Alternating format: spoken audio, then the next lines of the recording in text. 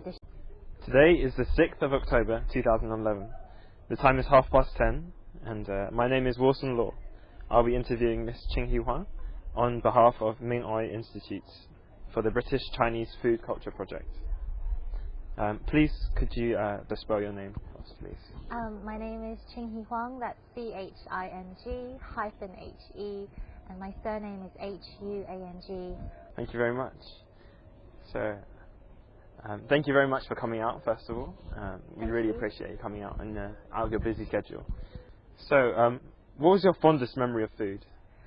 My fondest memory of food has to be sitting on my grandmother's knee, watching her make hundreds and hundreds of dumplings, Chinese zongzi, for the Dragon Boat Festival.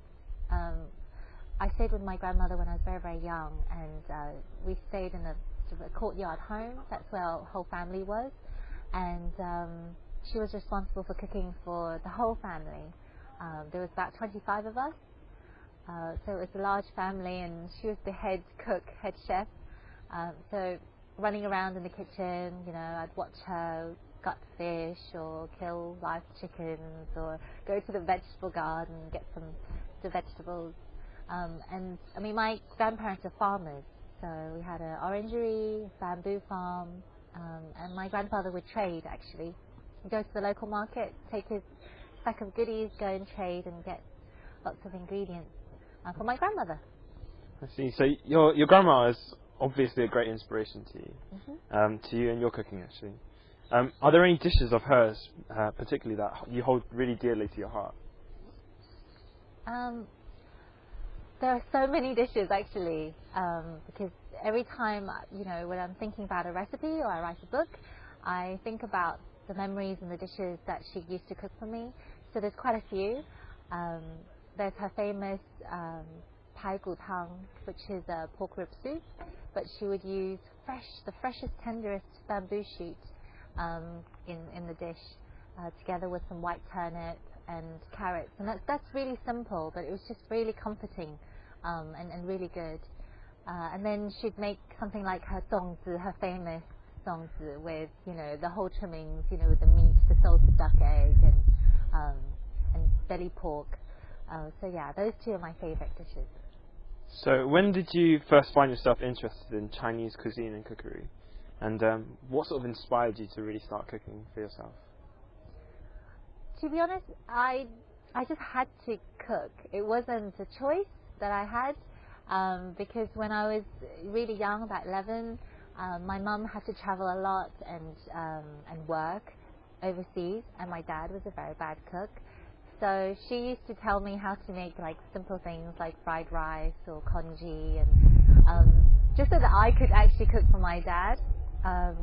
So that's how I learned how to really cook. It was about sort of 11, and I just did it throughout my teenage sort of years. And sometimes I hated it. It was a chore. It's hard work trying to think about what to eat and have to cook, and it was kind of a responsibility. But then in the end I grew to love it. So it was a responsibility for you to actually cook for your other siblings too? Yes, it was my father and my brother. I see. So cooking on TV was a breakthrough point for you in your life. Did you have any aspirations to become a TV chef? Or was that something that just came along? No, I didn't think I'd go down this road at all. I basically cooked throughout my teens, and then had a kind of tough childhood. I had to go to work when I was 16 and still study and everything. Nothing really came easy. But then when I was 21, I thought, I know the only thing I know is food, and that's when I really thought I could change my life and my family's life around. And I started the catering business when I was graduating from university, which was a little bit crazy of me because everybody was going into the city, and there were, bankers. They went on to become bankers, accountants, etc. And I ended up with a small kitchen in North London making boxes of noodle salads, and that's how I actually started sort of in the food industry. Was making ready to eat sort of lunches and things for offices, and then pre-packed dishes, and it was tough. I see. So, when you started cooking on TV, did that change any aspects of your cooking? It did, actually, because I was working, within my own business, trying to make meals on a budget from anything from £1 to £1.50, and I was really constrained by what I guess my customers wanted and what they thought would sell in their stores. So those kind of dishes are not terribly inspiring. They are, really simple sort of noodle dishes, and I'd always go in with my bag of goodies and make fancy stuff, and they'd be like, Ching, we just can't afford it. I'm sorry. So when, TV cooking came along, it was really only to PR my noodles, because I thought I had the best, noodles. I was importing the best, and I was making the best noodle concoctions, in London at the time. So I thought this is a great chance for me to kind of share with people and try and sell some of my noodles. So I had this stint on Great Food Live, and it was just literally by chance. A friend was helping me, develop my website and write a press release, and she said, you need to sell yourself. I said, I don't know how. And so she very kindly introduced me to someone at UK Food, and I just met the commissioning editor, and he said, come, why don't you do something on our show, talk about your noodles, etc. I got so excited.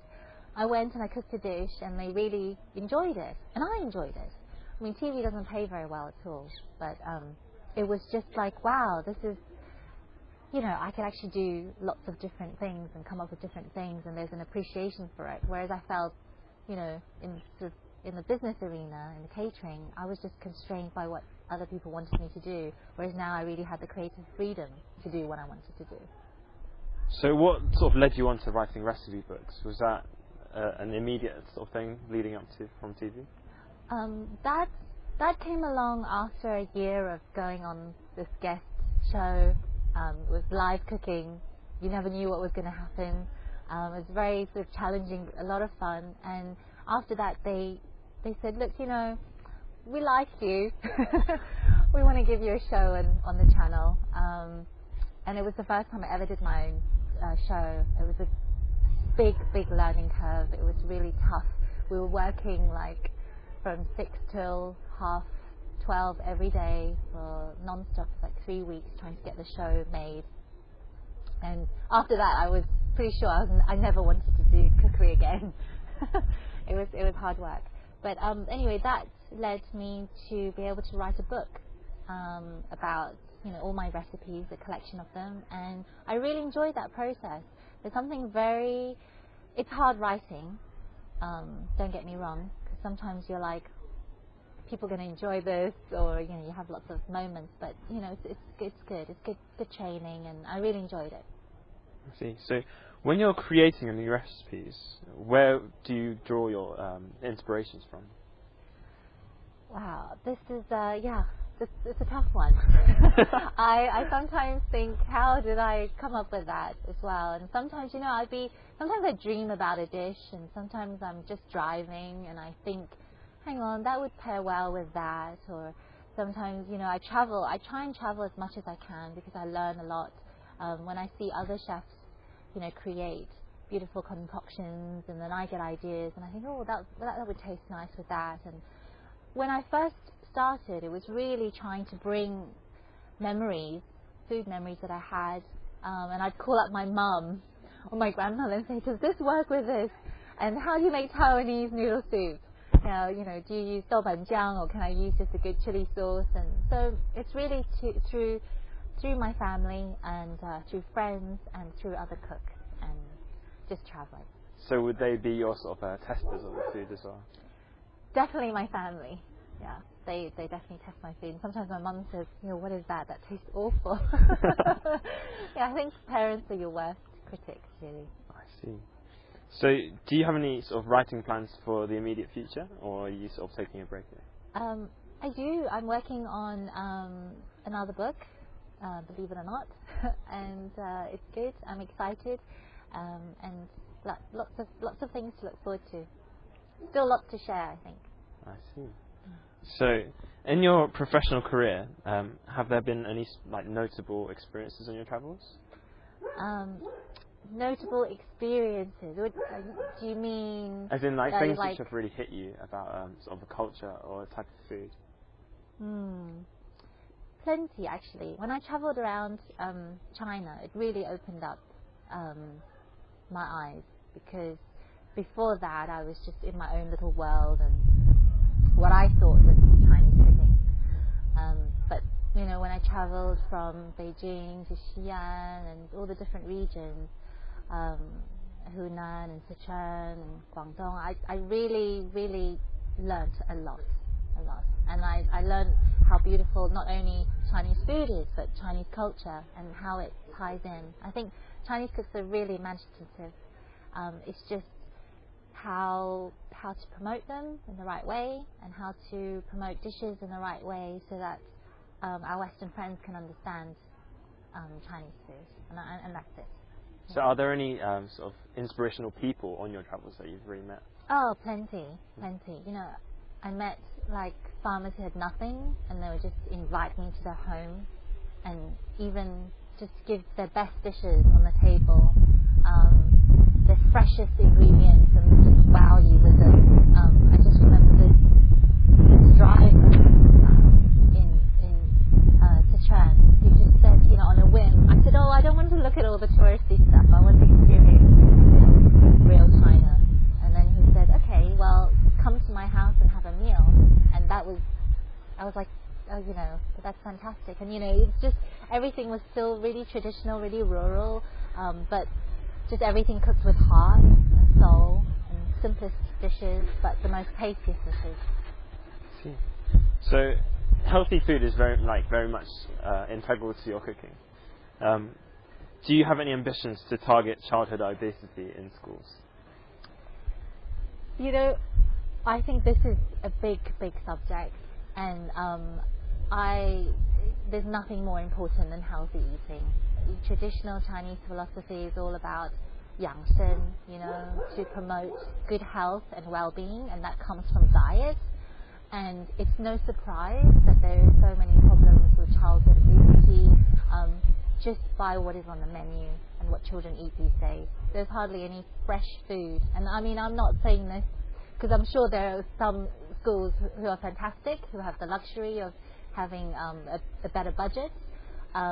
But even so, budget is not an excuse, because I know I've made fresh food dishes before, 6 days a week, 365, almost a year, and you can create a healthy meal for less than £1.50 for sure, even less than £1 per serving.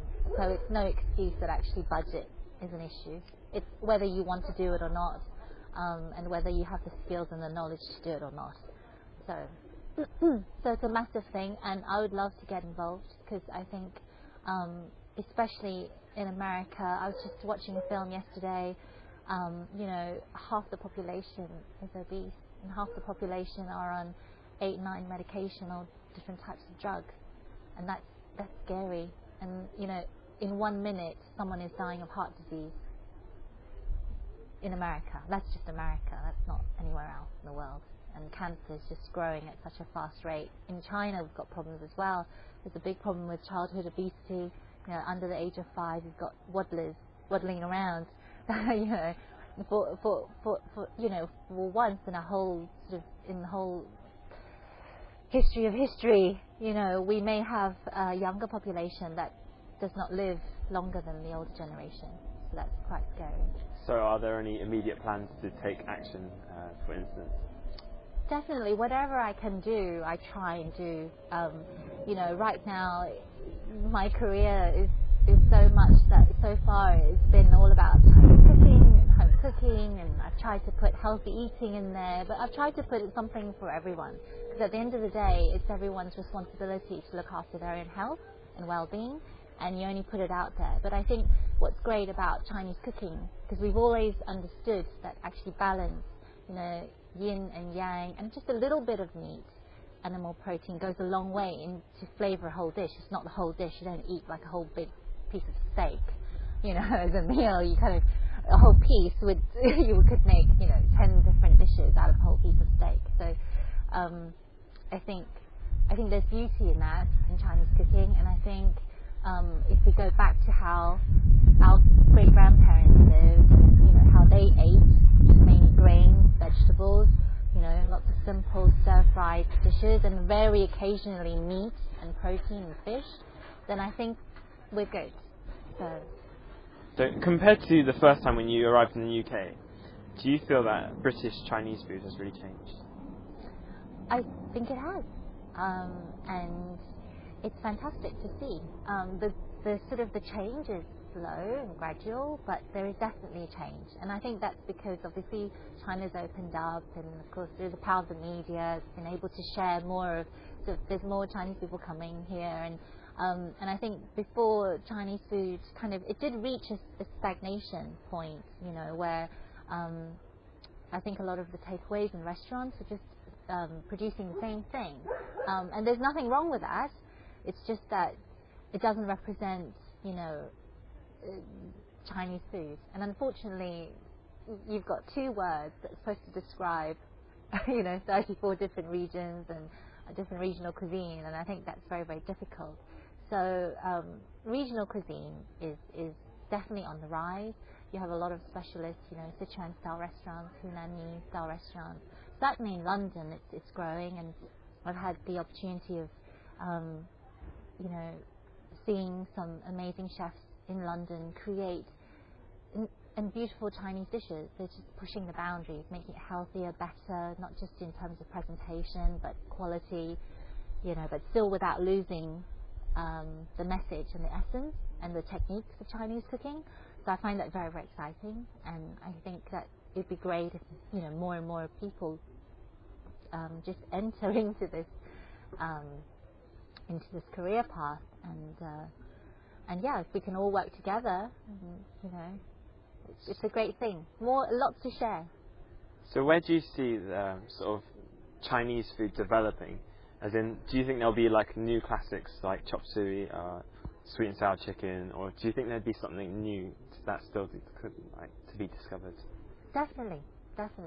I just recently came back from San Francisco, and when I was there, I had the pleasure of eating at this Chinese restaurant, and it was like a hole in the wall. It wasn't any beautiful or anything like that. It was just literally a space and a kitchen, and the chef there is actually Korean with a Chinese heritage, and he was making the most amazing Chinese dishes, like using things like pastrami kung po beef, for example, and just some really unusual dishes. So he would use he'd do lobster congee, for example, using the best of local produce, and actually adding some chervil in there, like different Western kind of herbs and fragrances to the dish, and it was really good.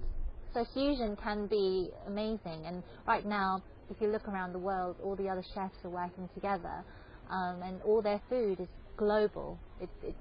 It is fusion, and actually a lot of dishes, classic dishes, came about through history, centuries of trade routes, etc. So it is fusion. So I don't know when a chef says, "Oh, fusion is confusion." Yeah, sometimes if you're a chef and you get it wrong in terms of flavor profile or matching, it can be that way. But you've got to keep pushing the boundaries and evolving. And I think Chinese food is really exciting in that way. We can evolve in a healthier, even more healthier way than before, for example, just because of so many different techniques and skills that we have. So would you see yourself moving more into fusion food as well? I celebrate fusion food.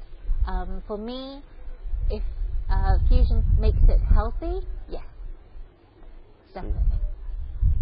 So, as you mentioned before, you've recently been recording in San Francisco. How does the Chinese food actually compare over, say, in America to the UK?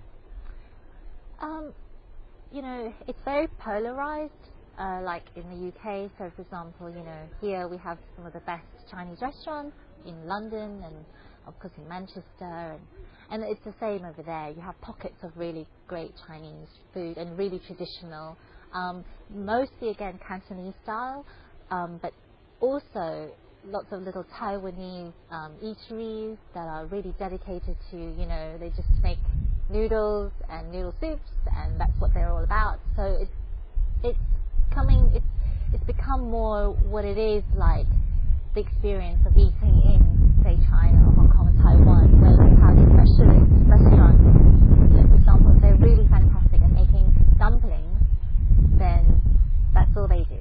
And you just go there as a destination restaurant to have their famous xiaolongbao or something, or, you know, pot sticker. So is the attitude to food different to the UK, sort of specifically regarding Chinese food? The attitude, you know, they have Americans have a real love of Chinese food and Chinese cuisine, and I think it's the same here. They have a love for it, but of course there's always a stigma attached to it, and certainly with Chinese cuisine you need to catch up with the rest of the world, because it still has in the West sort of this label that it's not as healthy as some of the other cuisines. But then again, you know, it's all about what you order at the end of the day, and sometimes our Western friends don't really get the opportunity to sample some of the more kind of traditional classic style dishes. I am sometimes guilty of that as well. In my books they say, oh, you just put like, you know, a lot of sort of anglicized dishes, you know, but at the end of the day those dishes can be beautiful as well if you cook it in a healthy way, if you use fresh ingredients, no MSG, and you cook it fresh, and you limit the amount of sugar and salt, and not too much sort of sauces, just a little bit for seasoning, and that's it. And if you know how to create a menu, of course, as well, so you're not eating the same thing every day, fried food every day. So you just touched on MSG just then. What do you actually think about MSG? Oh, it's a Japanese invention. Do you actually use any of it in your cooking? No. Not at all? No. You do not need it at all. And also you do not need it in sauces at all either. I mean, if you look through centuries, you know, our great-grandparents didn't have MSG. Great, you know, if you look back in history, they just had, you know, you can do a lot with just salt, sugar, vinegar and oil, and that's enough, and pepper, you know, and some spices. You do not need MSG. MSG, of course, in the press, you know, they say MSG is it's a natural occurring sort of salt. It's made, you know, but at the end of the day, it's still man-made. It's not naturally occurring. So, MSG or salt, sea salt, choose sea salt. I see.